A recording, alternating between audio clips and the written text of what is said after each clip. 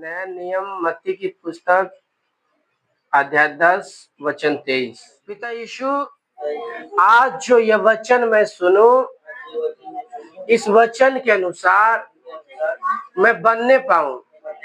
यह वचन सुनते ही मेरा जीवन पूरी तरह से बदल जाए। यह वचन मेरे जीने का, मेरे शुद्ध रहने का आहार है। हे परमेश्वर, यह वचन को मैं सुनूं और ग्रहण करने पाऊं, यीशु के नाम में। आमीन आमीन आमीन। एक बार जोर से ताली बजाएं, प्रभु का धन्यवाद करें। 23 वचन लिखा है। वो वचन देखिए हमें किस प्रकार बताता है। आइए मैं आप लोगों के लिए पढ़ता हूं। जब वे तुम्हें एक नगर में सताए तो दूसरे को भाग जाना। मैं तुमसे सच सच कहता हूं, तुम इज़राइल के सब नगरों में न फिर चुकोगे कि मनुष्य का पुत्र आ जाएगा। आमीन हालेलुया हालेलुया। देखिए वचन में बताता, जब वे तुम्हें एक नगर में सताए तो दूसरे को भाग जाना। अब सताव कैसा और भाग जाना कैसा? सताव दो प्रकार का होता है। हालेलुया। सताव दो प्रकार का होता है। एक तो सताव घर का सताव होता है।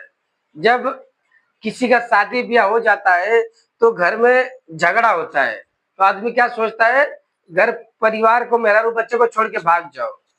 बाइबल उस सताव की बात नहीं कर रही है, क्योंकि यीशु मसीह ने हमेशा आत्मिक बातें कही है।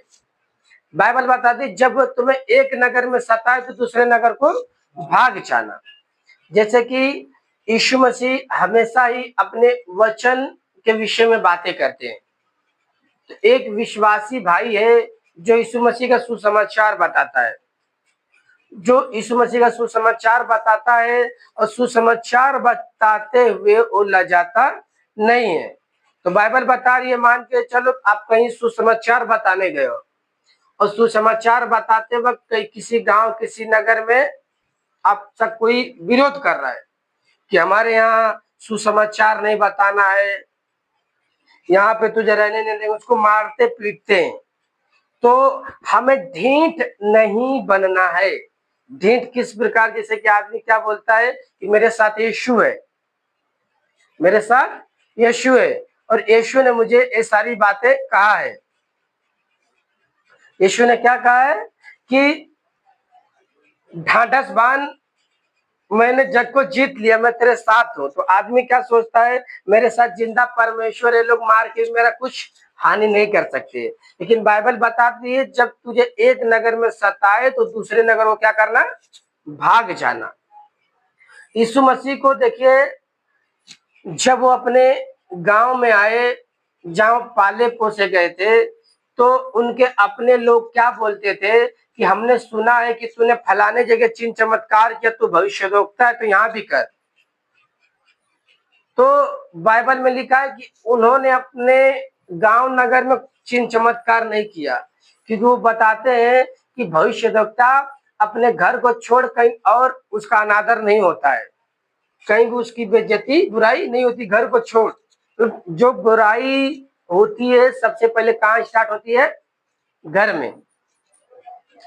तो परमेश्वर का वचन है कि अगर तुम्हें कोई सता रहा है, कोई परेशान कर रहा है, तो आपको वहां से हट जाना है, उसका सामना नहीं करना है।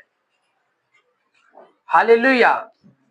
यदि एक नगर में सताए तो दूसरे नगर को क्या करना है? भाग जाना है।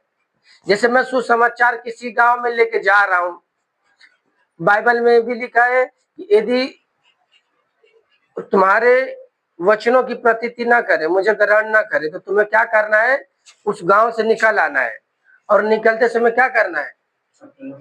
अपने पांव की धूल को भी झाड़ देना, ताकि उनके ऊपर गवाही बने।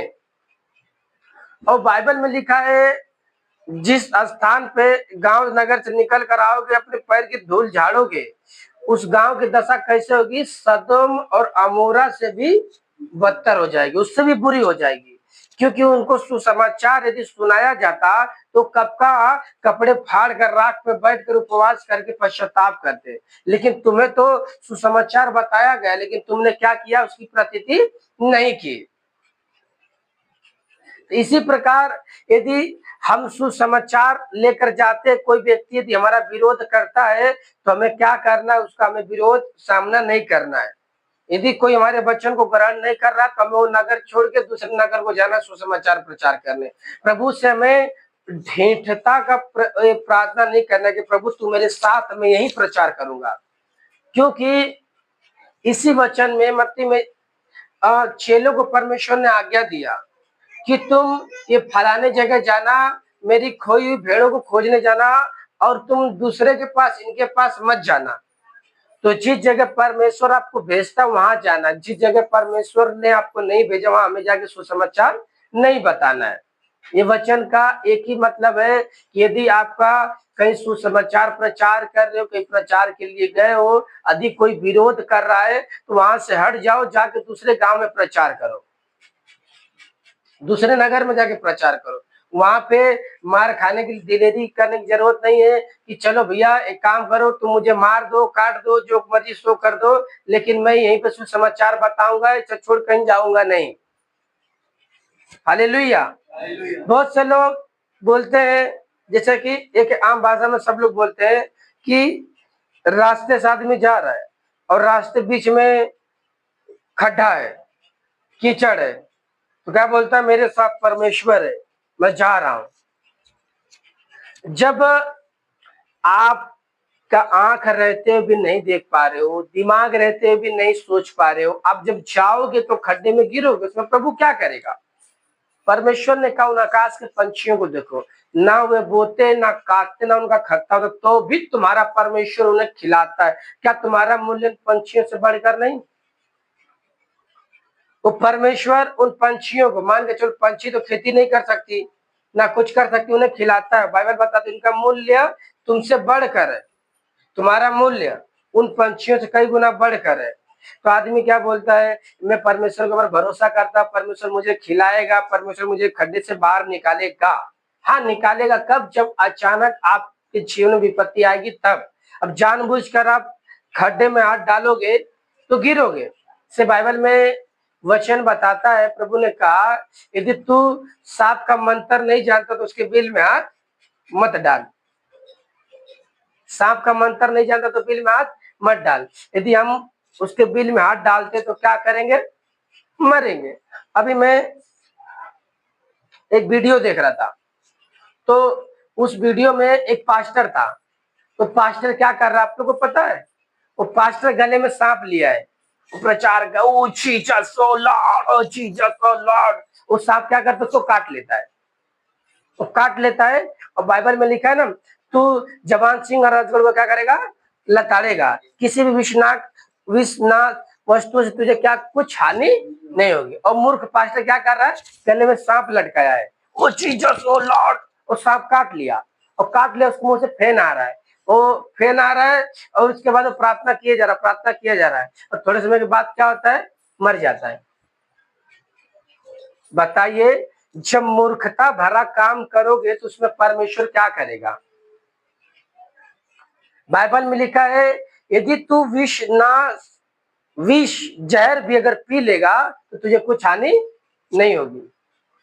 यीशु मसीह को जब शैतान मंदिर के गुम्बद पर लेकर गया तो क्या कहता है कि यदि तू परमेश्वर का पुत्र है तो अपने आप को यहां से क्या कर? नीचे गिरा दे। और सुन, वचन में लिखा है कि वो अपने स्वर्गदूतों को तेरे निमित्त क्या देगा? आज्ञा देगा कि तेरे पांव में कहीं पत्थर से ठेस न लगे। तो यीशु मसीह ने उसको वचन से ही जवाब दिया। क्या जवाब दिया? है शैतान, यह भी लिखा है कि तू अपने प्रभु परमेश्वर की परीक्षा न करना। और ये पास्टर क्या कर रहा है? गले में सांप लगा के ओ री बादशाह का लबा, ओ लॉर्ड, ओ जीसस। ऐसा नहीं होता है। यदि हम अनजाने में, जैसे कि हम मसीह का सुसमाचार प्रचार कर रहे हैं और सुसमाचार प्रचार कर रहे हैं, किसी के घर गए या किसी ने धोखे से आपको जहर दे दिया, उस जहर पे आप प्रार्थना कर रहे हो, हे परमेश्वर पिता, आपको पता नहीं को जहर है, अब उस पानी में प्रार्थना कर रहे हो, हे प्रभु इस पानी जूस को शुद्ध कर, पवित्र कर अपने लहू से, मेरे प्रभु इस घर में उद्धार है, इस घर में कल्याण है। जब उसे आप पीते हो तब आपकी कुछ हानि नहीं होती है। परमेश्वर ने जहर की बात किया है। अब आदमी गले में सांप ले ले, वो लोगों को दिखाने के लिए खूब लंबी चौड़ी प्रार्थना करे। मैं देख रहा था उस वीडियो में, उसको सांप काटा, फैन फेंक कर मर गया, उसके मुंह से झाग निकला। प्रभु की परीक्षा मत करो ऐसे। प्रभु ने कहा एक नगर में 7 दूसरे को भाग जाओ। और लोग मालूम ऐसा क्यों करते हैं? फेमस होने के लिए, कि मेरे चर्च में बहुत से लोग आए, मेरे सुसमाचार को लोग सुने, और लोग क्या देख कर आए, मेरे पास इतनी एनॉइंटिंग है, मेरे पास इतना अभिषेक है कि सांप से कटवा रहा हूं, मुझे कुछ फर्क नहीं पड़ रहा है। मैं आप लोगों को बता दूं, संसार में बहुत से ऐसे व्यक्ति लोग भी हैं जो यीशु मसीह को नहीं जानते, तो भी यदि उन्हें सर्प काटे तो उन्हें कुछ फर्क नहीं पड़ता। ये भी एक वरदान है परमेश्वर की ओर से। बहुत से लोगों को सांप काट ले तो कुछ फर्क नहीं पड़ता, बिच्छू मार ले तो कोई फर्क नहीं पड़ता, और हम लोग को एक छोटा सा चूटी काट ले तो आदमी का फूल जाता है, पूरा ऐसे भगाने लगता है। तो ये भी परमेश्वर की ओर से गिफ्ट होता है। तो जरूरी नहीं है कि जो यीशु मसीह को मानते हैं उनके ऊपर ही गिफ्ट रहे। हालेलुया। क्योंकि बाइबल बताती है परमेश्वर धर्मी अधर्मी दोनों के ऊपर में बरसाते हैं। तो एक पिता के 2 पुत्र थे, तो 2 पुत्र थे, और पहले पुत्र से परमेश्वर उस पिता ने कहा, है मेरे पुत्र, दाख की बारी में जा, आज मजदूर नहीं है, तू चले जा। और वो पुत्र क्या बोलता है, नहीं मैं नहीं जाऊंगा, मेरे पास टाइम नहीं है। लेकिन बाइबल बताती है वो पछता कर पीछे से गया। अब जब दूसरे बेटे को बोलता है तो दूसरा बेटा को बोलता है, बेटा दाख की बारी में जा, मजदूर नहीं आए।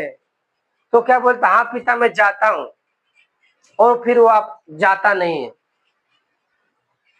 तो इस वचन में पिता की आज्ञा का पालन किसने किया? जो ना गया। पहले वाले ने कि दूसरे वाले ने? पहले वाले ने, जो बोलता है कि मैं नहीं जाऊंगा लेकिन पछता कर गया। मेरे प्रिय भाई बहनों, इसी प्रकार जैसे वचन बता रहा है कि एक नगर में 7 तो दूसरे को भाग जाना, उस बेटे ने क्या बोला कि मैं नहीं जाऊंगा लेकिन पछता कर गया। यदि आपका कोई विरोध कर रहा है, कोई सता रहा है, कोई परेशान कर रहा है, तो उस गांव उस नगर को छोड़ दो, दूसरे जगह जाकर सुसमाचार प्रचार करो। हो सकता है आप किसी कलीसिया में जा रहे हो, वहां पे आप लोगों को हो सकता है लोग सता रहे हैं, आपको अच्छा नहीं लग रहा है,